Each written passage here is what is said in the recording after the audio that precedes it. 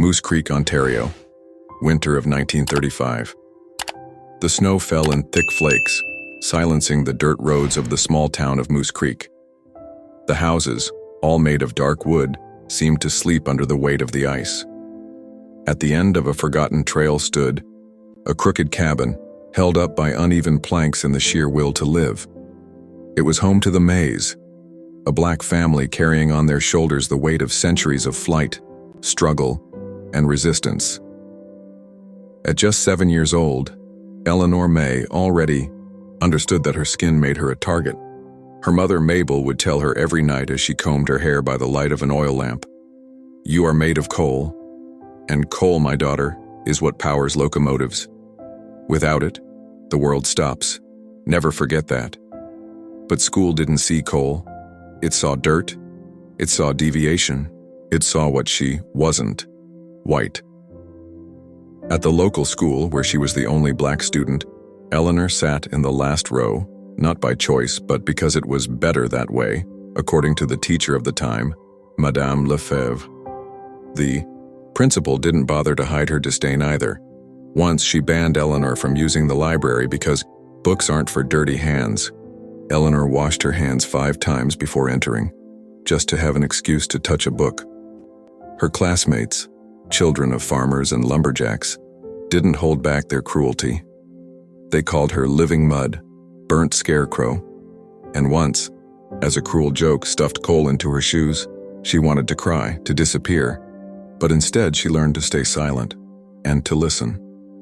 While others mocked her, Eleanor paid attention to everything: how the teachers spoke, how students wrote, how snow fell, how words could wound, but maybe, just maybe, also heal. Books became her salvation. At lunchtime, she pretended to go to the bathroom, but instead ran to the library door. There, leaning against the icy wall, she listened through the crack to the sound of pages turning, inhaled the scent of paper, and dreamed. One day, seeing the door open and the room empty, she slipped in. She quickly grabbed a random book, The Time Machine by H.G. Wells, and hid among the shelves. She didn't understand much, but she was captivated by the idea of going back in time. She thought if she could, maybe she'd change everything. Or maybe she'd travel to a future where she was respected. That was the moment fate took its first step. Miss Whitford walked in. Tall, pale, with sharp blue eyes like glass, she taught history to the senior class, known for being strict and impatient with nonsense. Eleanor shrank between the shelves, bracing for a shout, a punishment, a humiliation, but none came. The teacher looked at her, then at the book in her hands. "Can you read that?" she asked, her tone flat. Eleanor hesitated.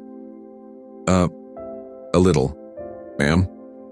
"Did you pick it because of the cover?" "No, ma'am, I picked it because I wanted to know what it would be like to live in another time." The teacher stood silent for a long moment. Then she stepped forward and extended her hand. "Come with me."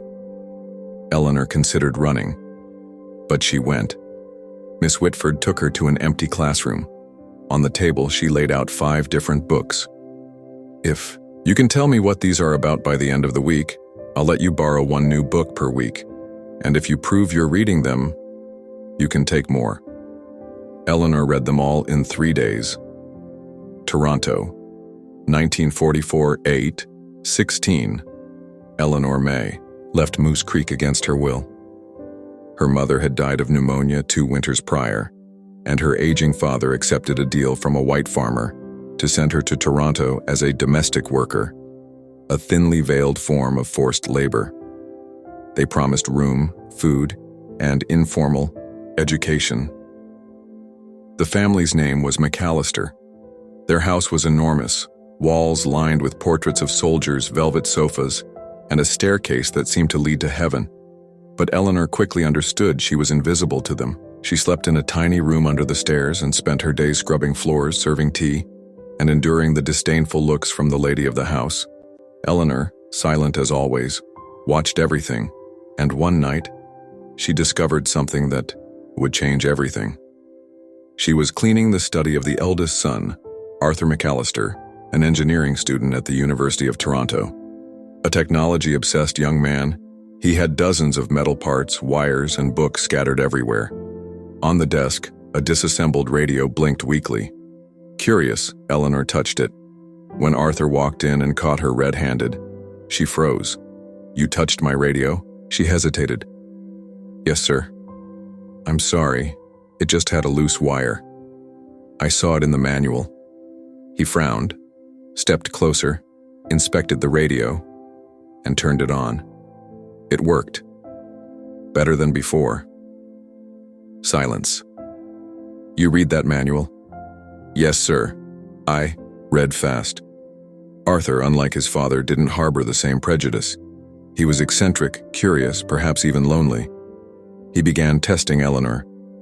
Simple components first, building circuits, decoding manuals, solving logic problems. She never failed. And then he did the unexpected. He began to teach her. Every night, after the house was asleep, he took Eleanor to the basement and taught her about electronics, machine language, and cryptography. With an old notebook and a chewed-up pencil, she learned what most college men struggled to understand. The war still roared in Europe. As part of the British Empire, Canada was investing heavily in secret intelligence and technology programs. When Arthur was recruited into a military code-breaking project, he brought Eleanor with him, under a false name, E. Maynard. At 17, Eleanor found herself in a military warehouse disguised as a textile factory in Ottawa. Dozens of young people worked on massive machines, building and cracking codes to protect Allied intelligence. Eleanor, with her sharp and silent mind, quickly stood out. One night, an older engineer named Mr. Willoughby pulled her aside. "You didn't go to university, did you?" "No, sir. You solve patterns like you're reading poetry. That's rare." She just smiled. For the first time, she was being recognized not for the color of her skin, but for the color of her mind. It was in that lab that she met her first true ally outside school, an Asian woman named Lin May, a specialist in binary code. Together, they formed an almost mythical duo among the techs, and it was there, among loud machines and bitter coffee, that Eleanor saw her true future. Computers. 48. The end of the war. The beginning of an empire. When the war ended, Eleanor was 20 and held more knowledge than most civilian engineers in the country. But as a black woman without formal education, no one would hire her. So she created her own opportunity. With help from Lin May and a few of Arthur's contacts, Eleanor founded a small company in a rented basement, naming it Obsidian Systems, a name she chose herself. Obsidian is a dark stone. It stays buried for centuries, but when polished, it cuts like a blade. Obsidian began selling code tools to communication companies. Then, security software for governments. Eleanor knew the digital age was only beginning, and she planned to be among the first to reach the top. But one thing was still missing: a white face. For years, she used front men, white men posing as owners to smooth over business deals. Meanwhile, she operated behind the scenes, growing richer in silence. Late 1950s, Eleanor May was invisible to the Canadian elite, but her company was already worth hundreds of thousands of dollars. And she wasn't stopping there. She wanted more. She wanted to return. She wanted to remind the world who she was: the girl from the library, the child with dirty hands, the coal that now fueled digital locomotives. Toronto, 1959. Obsidian Systems was growing quietly. No headlines, no photos of the founder, no award ceremonies. On paper, the company belonged to Leonard Kessler, a white ex-military man with good rhetoric and a trustworthy face for the market. But at the heart of the operation, the one in command was Eleanor May, a black woman with no college degree, giving orders from behind the curtains. Her voice was steady, her plans meticulous. Every decision passed through her. Every risk was calculated with the cold precision of a chess master, and she never missed. Her partnership with Lin May was flourishing. Together, they began developing the first firewall prototypes, Still rudimentary, but far ahead of their time. They understood something no one else saw clearly. The future would be completely connected. And wherever there's connection, there's vulnerability. Eleanor bet everything on digital security. But growth had a price. The more contracts Obsidian secured with telecom companies, banks, and government agencies, the more questions arose. Who, after all, was the genius behind the company's code? How could such a small organization deliver so quickly and securely? Kessler, the figurehead, started getting uneasy.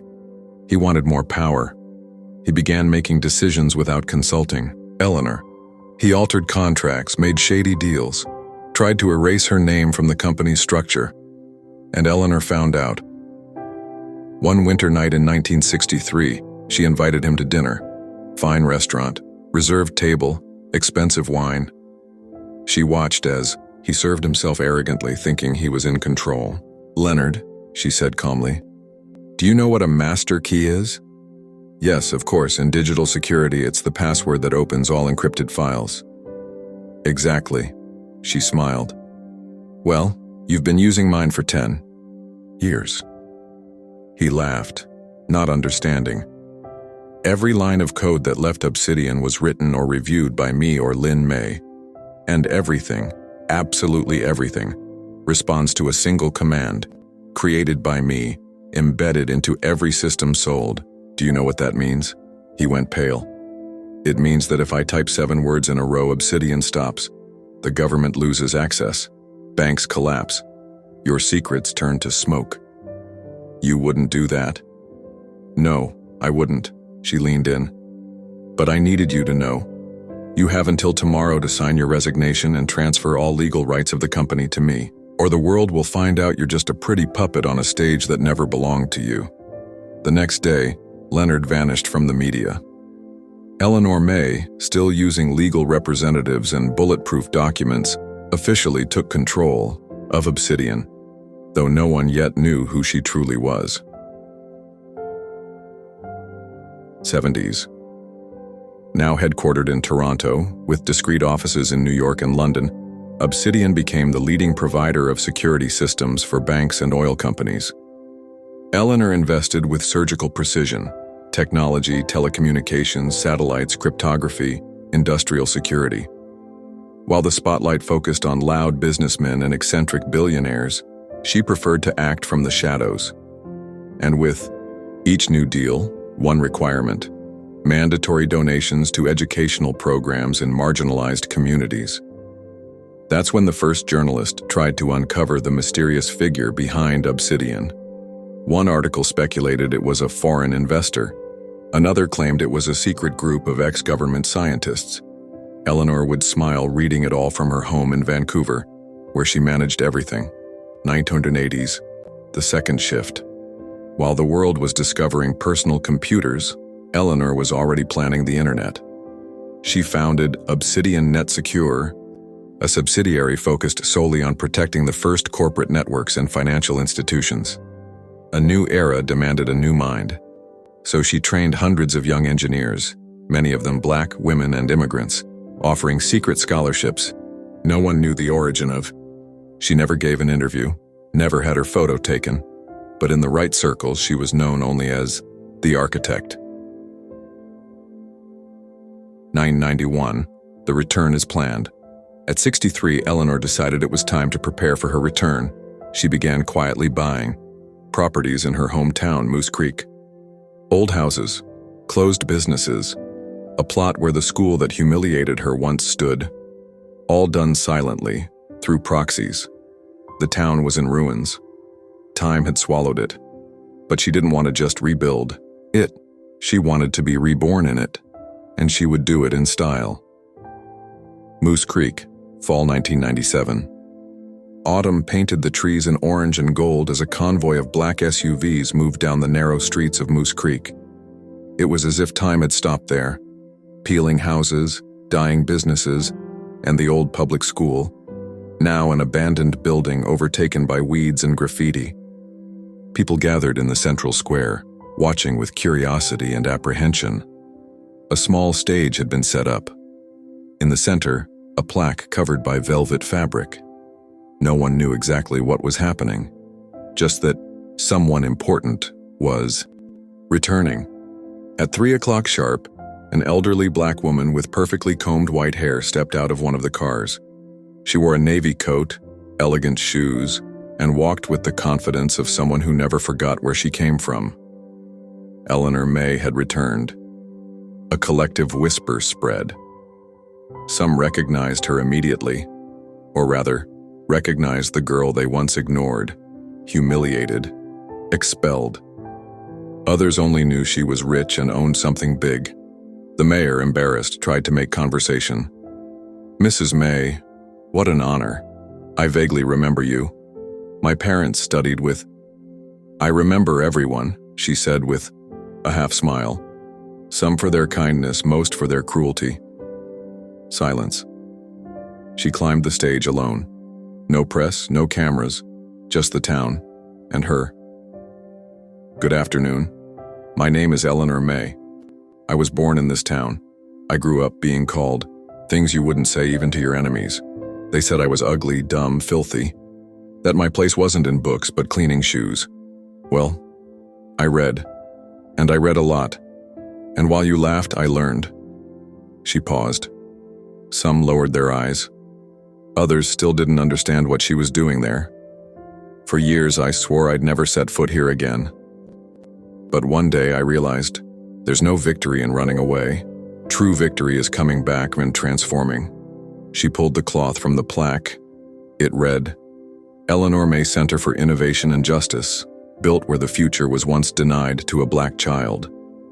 The old school grounds would become a complex with a library, robotics lab, classrooms, theater, startup incubator, and dorms for underprivileged youth from across the country. Fully funded by her. But it wasn't over yet. She then called names to the stage. Mr. Henry Walters, Miss Abigail McNeil, Mr. Peter Rollins, all elderly, all former classmates or children of those who had mistreated her in the past. They stepped up hesitantly. She greeted them politely. "You were unknowingly my first teachers. You taught me that the world can be cruel, but that knowledge can set you free. That's why each wing of this center will bear one of your names." They swallowed hard. "And so no one forgets, every day, students here will hear one phrase of mine. Do not humiliate those who thirst. Tomorrow they may be the river you need to drink from." The town was never the same again. The final silence. At 72, Eleanor stepped away from managing Obsidian and began living quietly in a house by a lake. She saw Lynn May pass away. She saw the technology they built take over the world. She declined all awards, all honors, all biography requests. She simply said, "I've already written my story in the world's code. Let them read between the lines." 2025, the final day.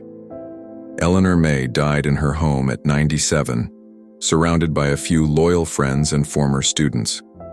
There was no public funeral, only a letter and a video released the next day.